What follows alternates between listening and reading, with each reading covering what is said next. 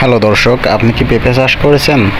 পেঁপে গাছে ঘরোয়া একটা বিশেষ সার দিলে 50 থেকে 60 দিনের ভিতরে ছোট গাছে অনেক ফুল এবং পেঁপে আসবে।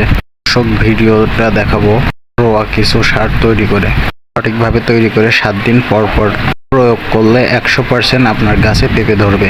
এই সাথে আপনাদের দেখাবো বিশেষ একটি টেকনিক, যে টেকনিক ফলো করলে পুরুষ গাছেও মহিলা গাছের মতন ফলন ধরবে এবং পেঁপের সাইজ হবে অনেক মোটা, অনেক বড় এবং দেখতেও খুব সুন্দর হবে।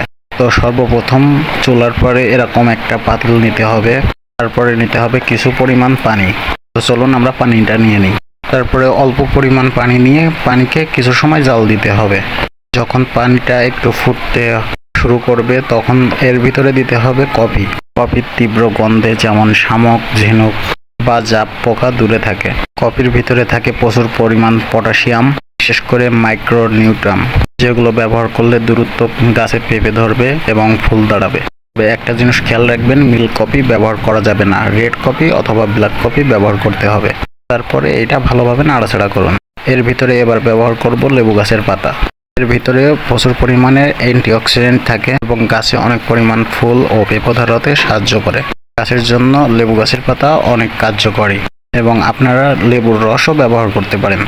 কিছু সময় এরমভাবে জাল দিতে থাকুন। জাল দেওয়ার সময় দেখবেন পানির সাথে লেবুর পাতাটি মিশে যাচ্ছে। পরে আমরা দেব এর ভিতরে একটু সরষের তেল। কেরোসিন থাকলে আপনারা কেরোসিন দিতে পারেন। আমাদের কাছে কেরোসিন তেল নেই, এই জন্য আমরা সরষের তেল ব্যবহার করছি, তবে আপনারা চেষ্টা করবেন কেরোসিন দিতে। সরষের তেল এবং কেরোসিন তেল ব্যবহার করলে অনেক পোকামাকড়ি গাছে লাগে না, বিশেষ করে জাপ পোকা, মাছি পোকা গাছে লাগে না। জাল দেওয়া শেষ হয়ে গেলে চামচে করে এমনভাবে পাতাটি তুলে ফেলে দেবেন।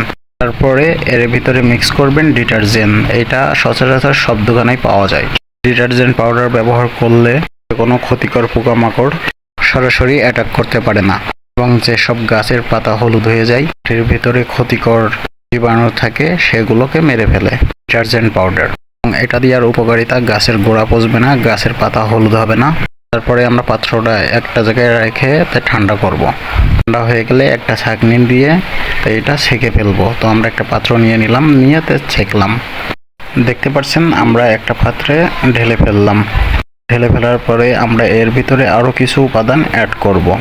এর ভিতরে অ্যাড করব অ্যান্টিসেপটিক। আমরা জানি অ্যান্টিসেপটিক ব্যবহার করলে এগুলো ভাইরাস, জীবাণু এইগুলোকে ফাঙ্গিসাইড হিসেবে কাজ করে। যে কোনো ভাইরাস বা পোকামাকড়ের ভিতরে খুবই কার্যকরী উপকৃত হয়। আপনারা ডেটল অ্যাক্টিভ ব্যবহার করতে পারেন। তারপরে এর ভিতরে চামচ দিয়ে ভালো করে মিক্স করে নিতে হবে। তো এটা তৈরি হয়ে গেলে একটা সুরক্ষা জায়গায় 3 থেকে 4 ঘন্টা এটাকে রেখে দিন।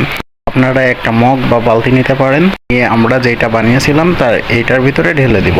তারপরে নির্ধারিত কিছু পরিমাণের পানি দিব। যদি আপনার গাছের পরিমাণ বেশি হয় তাহলে আপনি বালতিতে বা বড় কিছুতে আপনি মিক্স করতে পারেন। তো তারপরে আমরা চামচ দিয়ে এটাকে গুলিয়ে নিব।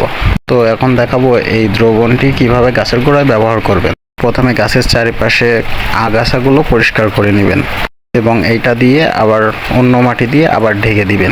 দেখবেন গাছের দূরত্ব পেঁপে আসবে, গাছও মজবুত থাকবে। এবার দেখাবো পুরুষ পেঁপে গাছে কি করলে স্ত্রী গাছে পেঁপের মতন পেঁপে ধরবে।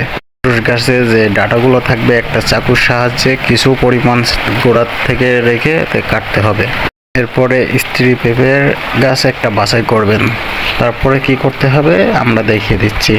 পেঁপে গাছে বাছাই করা হয়ে গেলে চাকু দিয়ে এমনভাবে পেঁপের থেকে যে আঠাটা আছে এই আঠাটা বের করে নেবেন। দেখবেন পেঁপে থেকে সাদা সাদা আটা বের হবে এমনভাবে চাকু দিয়ে কাটলে। তারপরে আমরা যতটুকু বাকি রাখছিলাম একটা সিরিঞ্জ নেবেন, নিয়ে সিরিঞ্জে করে এইগুলো পেঁপের যে আছে ইনজেক্ট করবেন। প্রতিটা ডাটার ভিতরে এভাবে পুশ করে দেবেন আপনারা। তারপরে 7 দিনের জন্য ভালোভাবে টাইট করে এটা একটা পলিথিন দিয়ে মাথা বেঁধে দেবেন।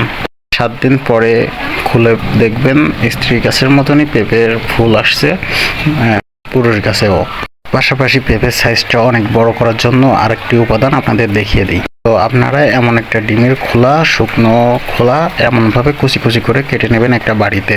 ডিমের খোসার মধ্যে অনেক পরিমাণ মাইক্রো পুষ্টি উপাদান থাকে। তারপরে নিতে হবে কিছু পরিমাণ পাতি। হ্যাঁ, আমরা যেগুলো বাসা বাড়িতে খাই বা চায়ের দোকানে পাওয়া যায় সেই চায়ের পাতি এর ভিতরে মিক্স করে নিতে হবে আমাদের।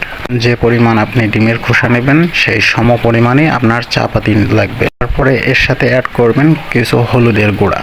এগুলো সবার রান্নাঘরেই পাওয়া যায়। যে কোনো ব্যাকটেরিয়াল ভাঙ্গার উপরে বিশেষ করে কার্যকরী। এটি একটি প্রাকৃতিক কীটনাশক হিসেবে কাজ করে থাকে। তারপরে এর ভিতরে দেব আমরা কোক বা মোজো অ্যাড করে, বা 7 আপ, যে কোনো সফট ড্রিঙ্ককে অ্যাড করা যাবে এর ভিতরে। এর ভিতরে যখনই আপনারা সফট ড্রিঙ্কস ব্যবহার করবেন তো দেখবেন হালকা হালকা বুদবুদ আসছে।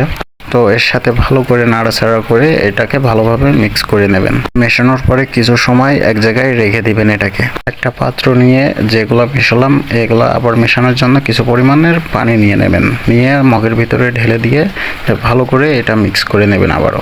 যারা বেশি পরিমাণের গাছে ব্যবহার করবেন তারা একটু বেশি করে পানি নেবেন, বালতিতেও নিতে পারেন আপনারা। ভালো করে মিশিয়ে আপনারা গাছে ব্যবহার করতে পারেন। তো চলুন এবার ব্যবহার করা শিখিয়ে দিই। এই পদ্ধতি গাছের গোড়া থেকে আগাছা পরিষ্কার করে উপাদানটি ঢেলে দিয়ে আবার শুকনো মাটি উপরে দিয়ে দেওয়া। তারপরে দেখবেন কয়েক দিনের ভিতরে আপনার গাছে ভালো বড় পেঁপে ধরবে, 50 থেকে 60 দিনের ভিতরে।